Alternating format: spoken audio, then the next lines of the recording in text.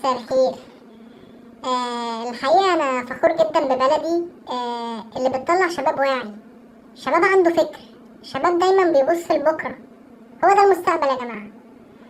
الحقيقة وأنا قاعد على الفيسبوك في أمان الله قريت عن ايفنت أو سمعت عن ايفنت اسمه مهرجان البوسة. الايفنت ده في جامعة القاهرة، يعني صرح التعليم المصري. انت متخيل النقلة؟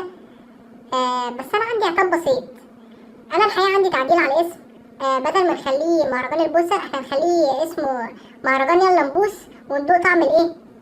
الدبوس. ايوه الدبوس. انت واخد بالك؟ الاسم ده بقى هيشهر المهرجان جدا، هيسمع بره في اوروبا. ودايما احنا بننتقد كل حاجة، مش عارف ليه. يعني دخلت على الايفنت لقيت ناس بتشتم وقلة الادب دي. ما تبصوا للجانب الايجابي يا جماعة، يعني بص للجانب الايجابي. انت ممكن تحقق ربح في اليوم ده، اقسم بالله ما عملتوش طول حياتك. تخيل كده معايا، تخيل فرشة لبان ترايدنت على باب الايفنت، الباكو ب2 جنيه ونص ده. اوبا،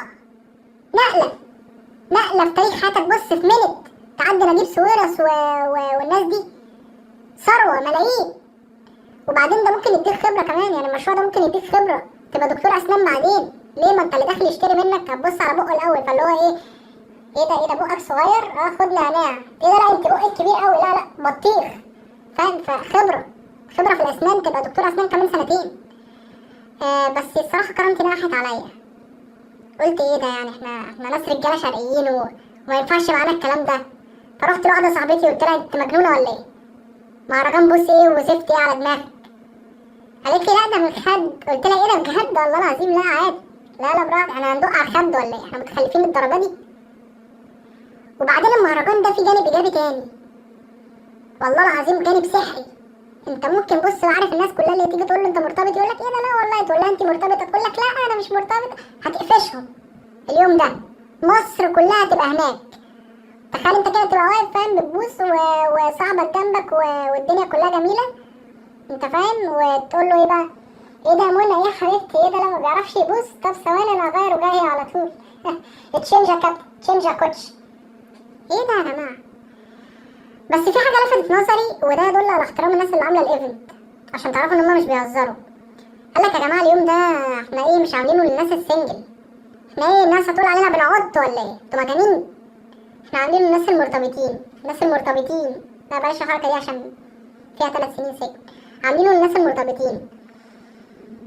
وقال لك اقل حاجه، شوف بقى الشفقه، قال لك اقل حاجه تعبر بيها عن حبك لحبيبتك انك تبوسها. اقل حاجه بجد. طب كنتوا عايزيني تاني؟ يعني نعمل خدرات في الجامعه بقى وكده وخلفه وقبه وعدي وكده، الواد ينزل يتخرج على طول؟ مش هينفع. وبعدين هيبقى في جانب وحش قوي يا جماعه، هيبقى في حقد. ليه بقى؟ انت ممكن تلاقي واحد سنجي كده، هتلاقي بص دايما هتلاقي واحد واقف عامل كده في المهرجان ده، هتلاقيه فتقول له في ايه يا ابني؟ يقول لك انا كنت مرتبط ومفركش يوم 30. فركشت يوم 30 والايفنت ضاع عليا. فهتلاقي عهاد. فانا عندي باذن الله حل هيفيد جدا المهرجان ده. احنا باذن الله هنأجر طيارات هليكوبتر، ودي حمله انا هعملها. نأجر طيارات هليكوبتر هتطلع فوق الجامعه، هترش بنزين 95 عشان سريع الاشتعال 95.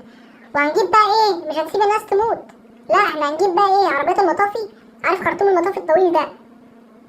هنحط فيه نار بقى، مش هنحط فيه ميه، هنحط فيه نار زي البتاع اللي بيسيح الحديد دول، وفاتحين باب الجامعه كده، فاهم؟